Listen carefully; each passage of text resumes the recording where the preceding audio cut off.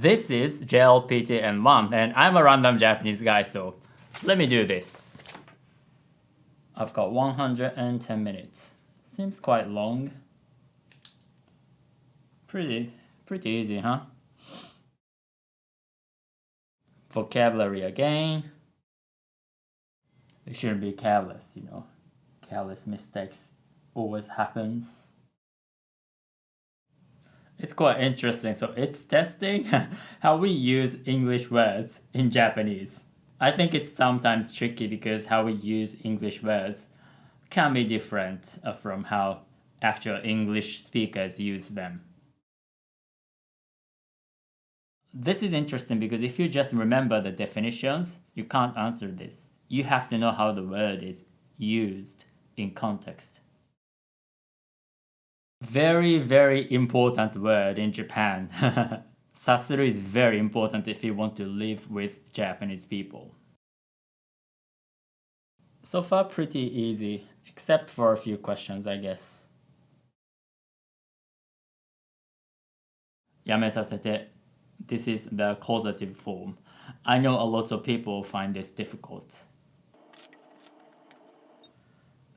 This one is pretty interesting because this is a pretty specific word we pretty much only use in this context in real life. So I actually haven't really thought about what kanegade really means, but I believe this is what it means. There you go. These questions are so JLPT. I find these questions easier than some of the vocabulary questions because this is not pure memory. Alright, reading comprehension test. My favorite. Pretty straightforward so far. Okay, this is reading comprehension. It's interesting that they explain this expression because it seems easier than some of the vocabulary and some of the words they tested so far. So with this one, number 1 also seems not so wrong.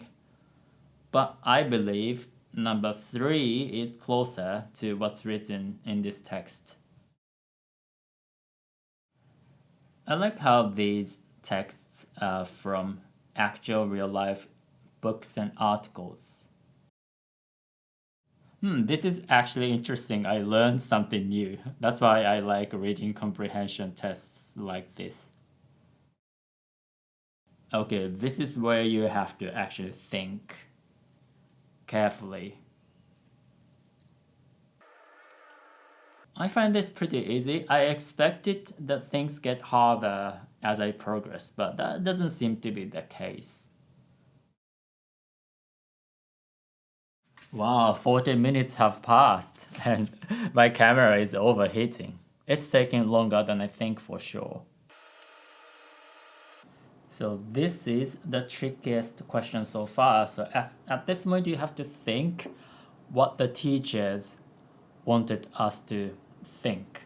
I've got 2 possible answers and I have to think carefully. So it's been 50 minutes and I've done answering all the questions, but there are a couple of questions that I want to go back and check. So I initially thought this would be number 4, but I'm more inclined to say maybe this is number 2. It comes down to how you interpret these sentences. Actually, I changed my mind again. I think my initial answer, number 4, is more correct. I mean, number 2, you can also say that this is one of the things that the author wants to say, but if you think about the entire text and the emphasis and the focus of the author, I would say number 4 is more correct. And if my answer is wrong, I will simply disagree with JLPT, I guess. Listening comprehension, 60 minutes. But if you're not ready for the listening part, I will teach you the kind of Japanese the real-life Japanese people today actually speak. So click the link in the description and subscribe to my email group. I feel like this is gonna be pretty boring. Some instructions. I'm already getting bored. I like how they're trying to trick us. I almost forgot what was being discussed. I hope I remember. So boring, so boring. I find it hard to retain the information. Yeah, I'm gonna skip this. So boring.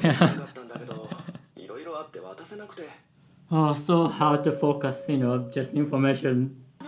Oh, I do not like this at all. I feel sleepy. I like how he doesn't repeat what he said about earlier. He was just like, oh, what I said just now. So unnatural. I guess I'm halfway through. Wait, one more?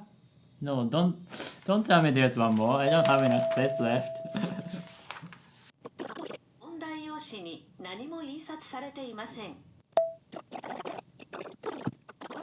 What kind of statement is that? Of course it's not for children, lots of adults watch anime. JLPT guys, they should keep up with they should come to the 21st century, because it sounds like their brain still lives in the past century.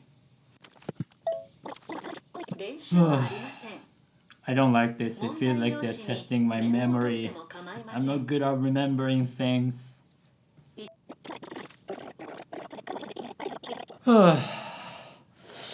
Listening comprehension.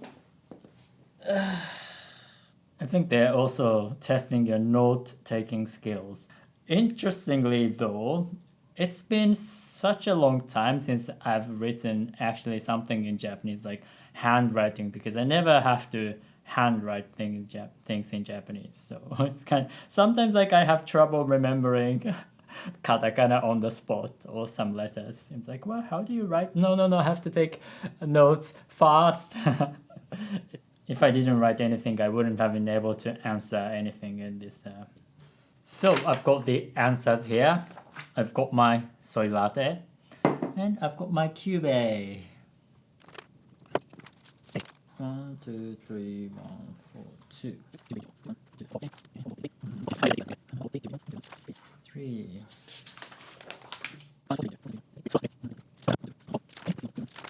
And how about this one? Yes. Okay. Oh, I almost got it wrong, but and 1 and 4. Whew. Saved my life.